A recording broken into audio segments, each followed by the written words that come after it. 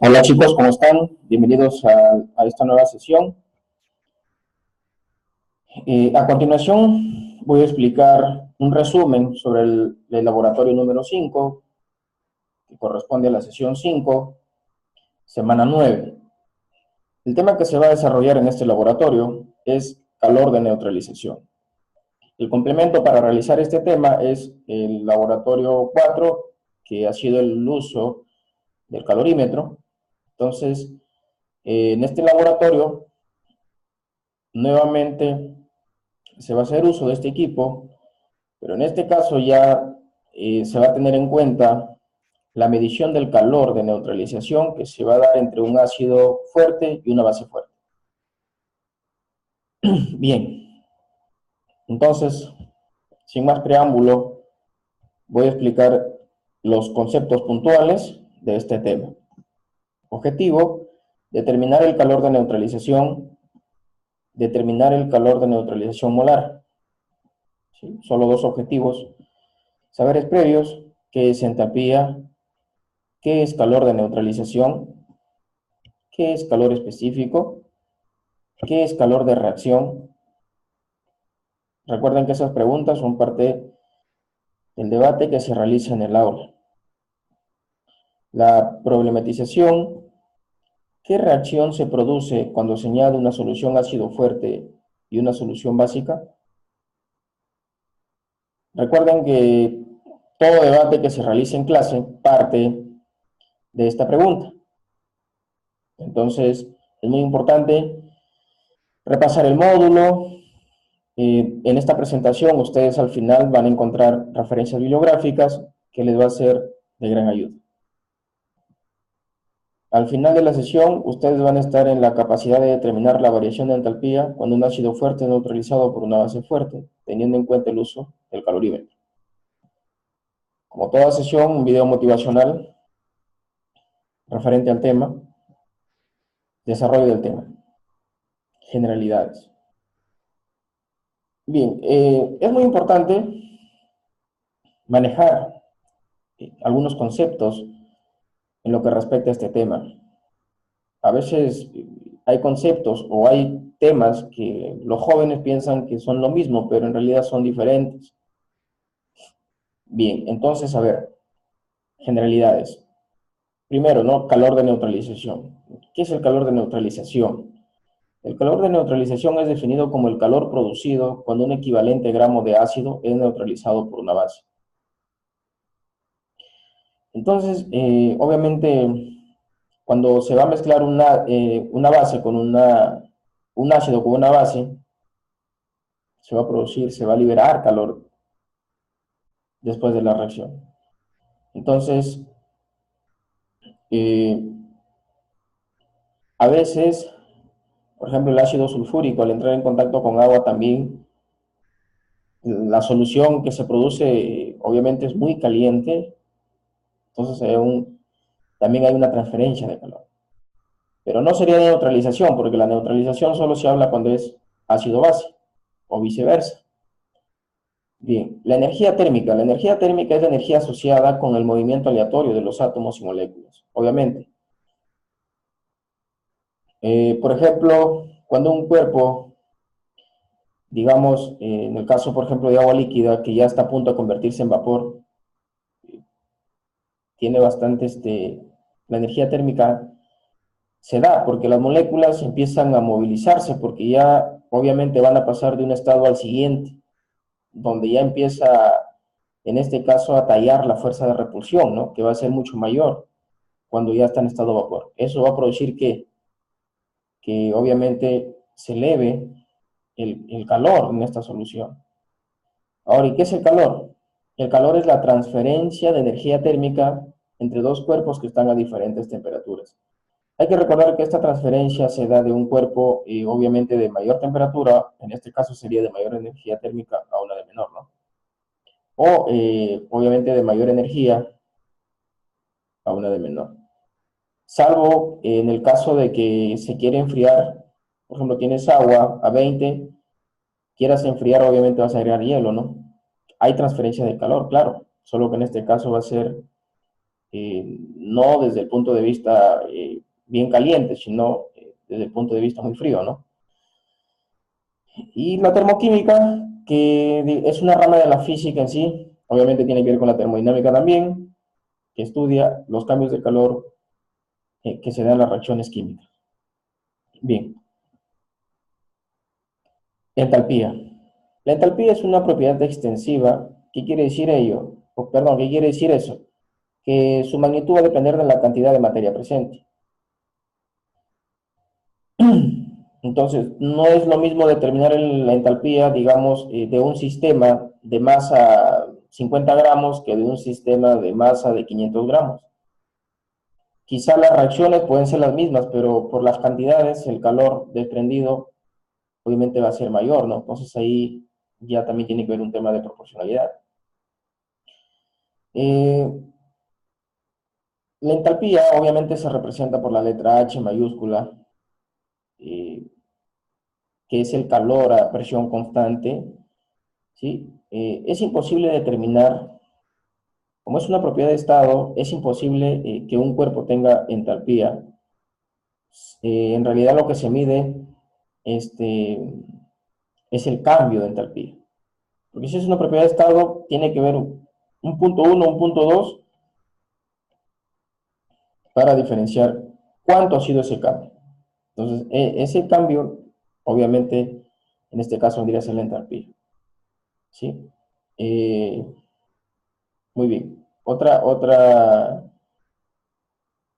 Otro punto muy importante acá, que todos los experimentos o pruebas que se realicen en el laboratorio con respecto al calor de neutralización, obviamente se realiza, por ejemplo, en vasos de precipitación, matraces, etcétera.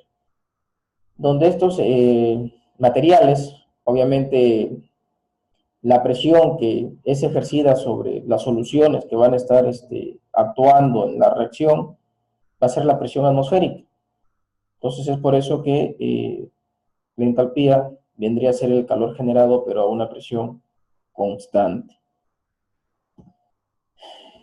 La entalpía se define también como la energía interna más la presión por el volumen, pero en cuestión de reacciones, la entalpía o la variación de entalpía se determina como la entalpía de los productos menos la entalpía de reactivos. Y el valor que se determine, ¿qué es lo que representa? El calor absorbido o liberado en una reacción. Si delta DH es mayor a cero, es decir, un valor positivo, se está hablando de un proceso endotérmico. ¿Qué quiere decir? Que el sistema, o para que se lleve a cabo la reacción, el sistema necesita que ingrese energía. Caso contrario, cuando la variación de entalpía va a ser negativa o menor a cero, se está hablando de un proceso exotérmico. Quiere decir que esta reacción va a liberar energía, como el caso de lo que se va a realizar en el laboratorio, en esta práctica, ¿sí? Y también, obviamente, se va a hacer unos ejemplos, por ejemplo, qué sucede al mezclar soda con agua o qué sucede el ácido sulfúrico con agua, perdón, el ácido clorhídrico. El ácido sulfúrico también. Entonces se van a dar cuenta lo que realmente se produce. Se libera energía, ¿correcto? Muy bien, entonces, calor absorbido, entalpía mayor a cero, proceso endotérmico. Calor liberado, variación de entalpía negativo, proceso exotérmico. Bien, este es un ejemplo, ¿no? En el caso A tenemos un proceso exotérmico, quiere decir que se libera energía hacia los alrededores. Por ejemplo, toda reacción de oxidación va a ser exotérmica, ¿no? En este caso, por ejemplo, el hidrógeno se está oxidando para convertir agua, entonces se va a liberar. Pero también se da el caso de que cuando el sistema absorbe, ¿sí?, de los alrededores energía, hablamos de un proceso endotérmico.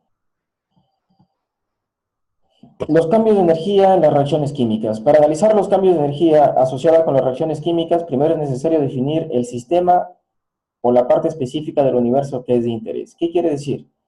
En laboratorio solo estamos hablando a nivel de laboratorio, porque también esto se va a ampliar a nivel industrial. Pero, por ejemplo, es muy importante diferenciar tres tipos de sistema. Un sistema abierto cuando hay entrada de masa o hay intercambio de masa del sistema con los alrededores y también calor. Por ejemplo, acá aparentemente este frasco está con agua bien caliente, que el agua que está en estado líquido se está vaporizando, entonces hay un intercambio de masa. Entonces hay entradas y a la misma vez hay condensación, entonces entrada y salida, ¿no? Solo como referencia de ejemplo. Entonces hay entrada y salida de masa de agua, pero también este envase al estar caliente y el aire de repente estar a una temperatura mucho menor a la del envase, va a haber una transferencia de calor. Entonces se habla de un sistema abierto cuando hay transferencia de masa y transferencia de energía. Un sistema cerrado no existe transferencia de materia, pero sí existe transferencia de energía, en este caso en forma de calor. Y por último, un sistema aislado, como el caso del calorímetro, ¿no? Que es un sistema netamente aislado, el cual no hay transferencia ni de materia ni de energía. Esos tres sistemas es muy importante que ustedes lo tengan en cuenta, jóvenes. Los cambios de energía en las reacciones químicas. Teóricamente, se tiene la ecuación que se va a trabajar en el laboratorio. Entonces, teóricamente se puede determinar el calor de neutralización. Entonces, se va a determinar el calor de reacción a 25 grados Celsius, que se puede calcular teóricamente a partir de los calores de formación.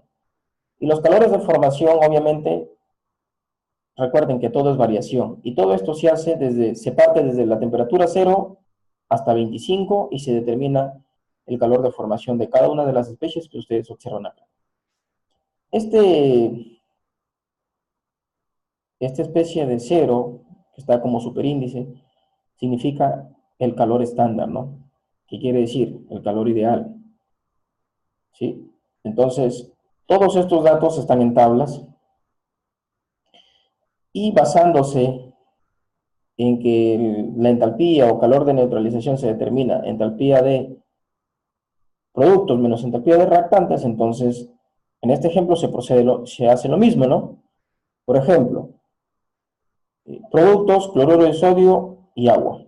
Entonces, el cloruro de sodio es menos 97.302 kilocalorías, más la del agua, perdón, que es 68, perdón, menos 68 acá, faltó el menos, el cual sí está en la ecuación.